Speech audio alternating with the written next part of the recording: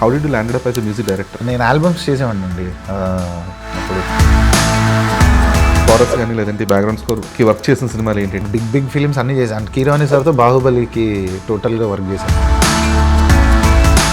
రఘురామ్గా ఉన్నప్పుడు రాని సక్సెస్ కానీ లేదంటే రాని గుర్తింపు కానీ ఆర్ఆర్ ధ్రువన్గా మారిన తర్వాత దాని త్రూ అవకాశాలు ఎలా ఉండేవి? ధ్రువనాన్ని నేను పెట్టుకున్నప్పుడు వెరీ స్మాల్ మూవీ అండి. సక్సెస్ అయ్యి ఒకళ్ళు మీ పాట హిట్ అయినా సరే మీరు ఎవరన్నా తెలియదు ప్రపంచం. నేనే బెస్ట్ ఎగ్జాంపుల్. అదే అందరిచిత సాంగ్ అంత వైరల్ అయింది, ఎంతసేపు తమన్ పేరే వినబడింది. ఆ లిరిక్స్ రాసింది మీరు అని తెలిసిన తర్వాత నేను షాక్ అయ్యాను.